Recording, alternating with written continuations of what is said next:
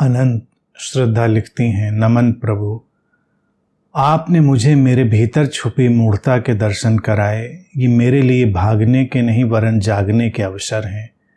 इसने मेरा स्वयं के और सर्व के प्रति प्रेम और बढ़ाया है।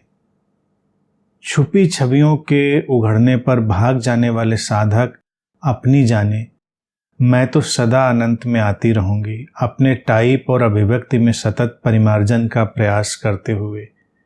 ये खिलने और खुलने का एक नया मुकाम है।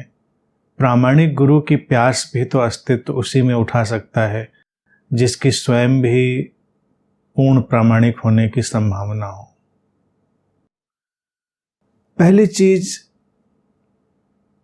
हमको ऐसे जोड़कर नहीं देखना चाहिए कि मैंने कोई दर्शन कराया, मैंने कोई बात करी। मेरा होना या किसी भी गुरु का होना एक दर्पण की तरह है। उसमें हम देखते हैं जो भी हमारे भीतर है। हम अगर जागरूक हैं, संवेदनशील हैं, तो हम अपने भीतर की तमाम चीज़ों को देख सकते हैं, सुधार कर सकते हैं। वो सुंदर है, शुभ है।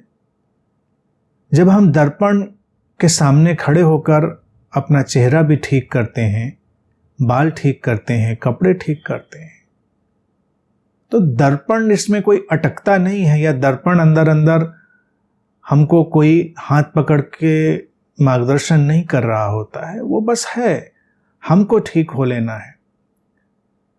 रहा सवाल मूढ़ता, जड़ता, बेहोशी, मैं तो चाहता हूं साधक इन सब से भी मुक्त हो, इन शब्दों से, इन कंडीशनिंग से भी मुक्त हो।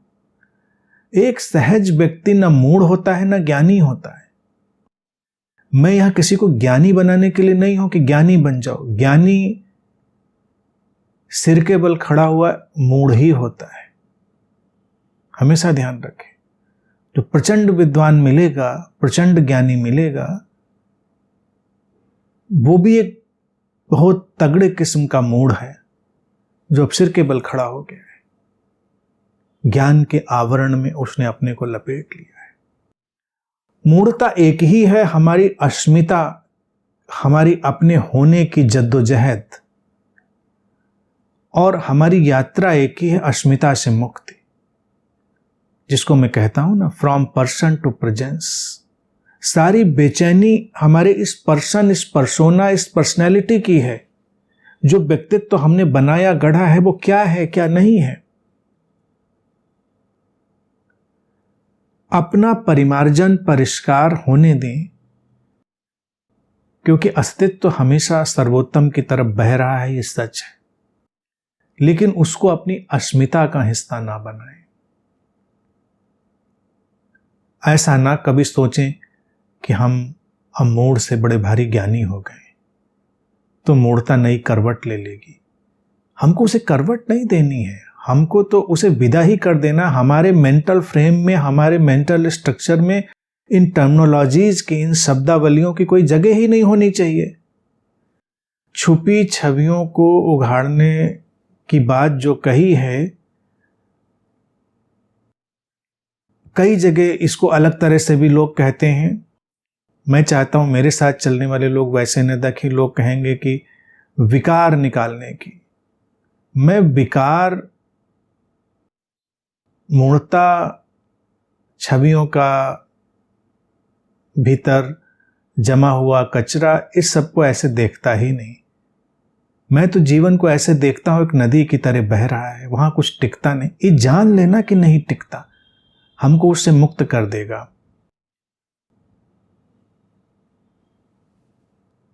हम किसी भी छवि को इतना महत्व दें ही क्यों?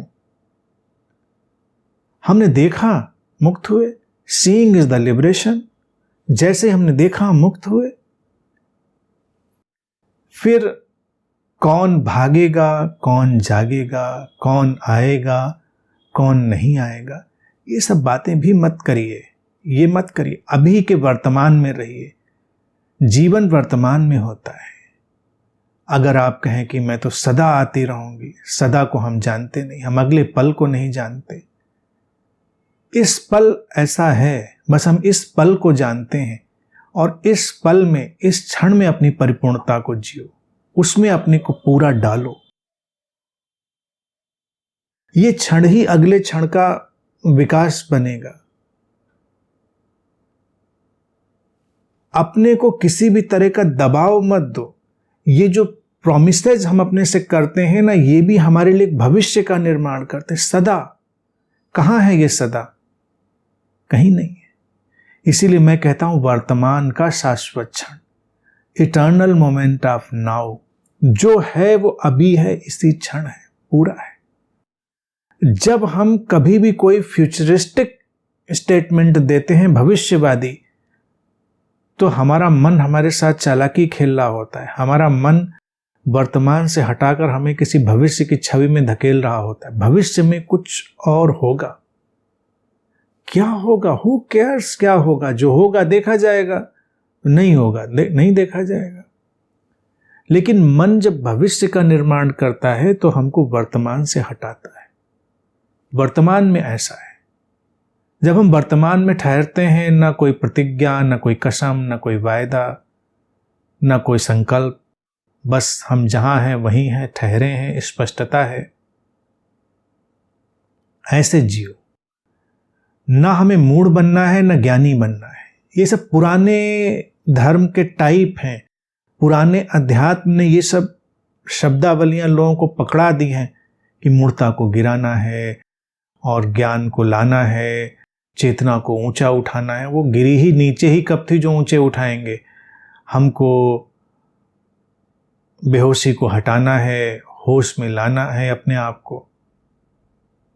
तो अगर बेहोशी में अपने को हम हटा के होश में लाने की कोशिश करेंगे तो ये सपने वाला ही मन होगा। जो जिस मन ने बेहोशी का सपना दिया था, वही मन हमको जागने का सपना दे देगा।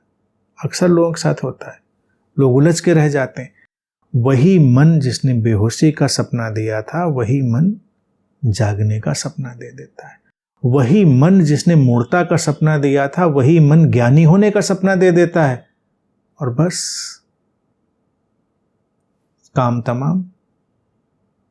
नहीं, हमको पुरानी सारी शब्दावलियां, जो ओल्ड टर्मिनोलॉजीज थी अध्यात्म की, उनको छोड़ देना है। सहज होना है, सरल होना है।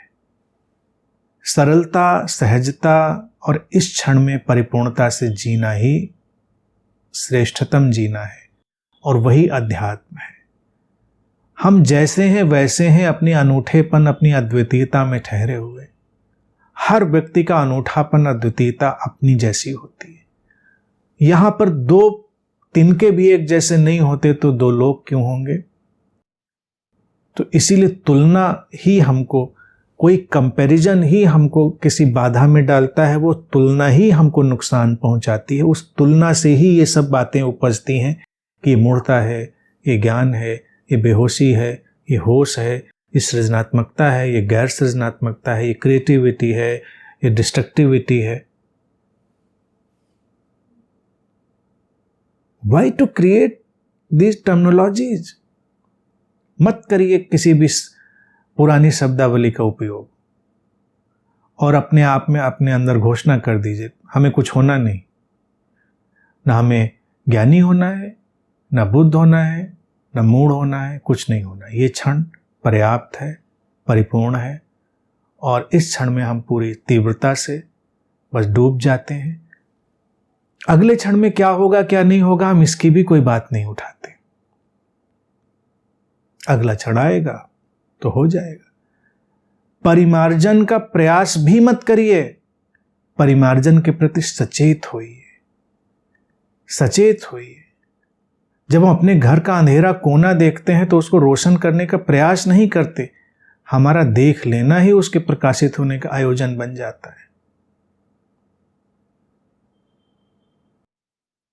क्योंकि अगर हमारे प्रयास भी उसी मन से निकले तो प्रयास भी कुछ अलग तरह की चीजें बन जाएंगी। अस्तित्व को परिमार्जित करना होगा तो कर देगा। अस्तित्व तो हमेशा पत्थरों से शानदार मूर्तियां ही निकालना चाहता हो, ऐसा जरूरी तो नहीं। कभी कभी अस्तित्व कुछ पत्थरों को अनगढ़ भी रखना चाहता हो सकता है, कौन जाने। कौन जाने किस पत्थर से कोई मूर्ति झांकेगी, कौन जाने कौन पत्थर अपने अनगढ़पन में ही अस्तित्व में सुशोभित होगा, हम नहीं जानते। हमें अस्तित्व के ऊपर छोड़ दें। हम परिमार्जित करने का भी तनाव क्यों लें अपने आप को, जब अस्तित्व सारे चीज़ों को अनफोल्ड कर रहा है। तो अस्तित्व की धाराओं में समर्पित हो जाओ, सरेंडर करो, उसको जो करना है करने दो। उसको धोना मांजना निखारना है, निखार देगा। उसको धूल में राख में लपेटना है, वो लपेट देगा। धूल में लपेट दे तो भी खुश रहो कि गुड, अच्छी बात है। वो धो मांझ के निखार दे तो भी खुश रहो, अच्छी बात है। जैसी तेरी मर्जी। इस तरह से चलिए। कोई इतना बोझ लेने की जरूरत नहीं है कि आज साधक हमेशा जुटा पड़ा है परिमार्जित करने में, अपने को निखारने में। कोई कंपटीशन नहीं है, अपने हम स्वयं इस चीज के शिकार हो जाते हैं। और ये क्या है ना, ये पुराना अध्यात्म, उसने हमारे ऊपर ये बोझ डाल दिया है। उससे मुक्त हो जाइए। मेरे साथ चलना है तो नए अध्यात्म में चलिए, जो सर्व स्वीकार का और सहजता का अस्तित्वगत प्रवाह का अध्यात्म है।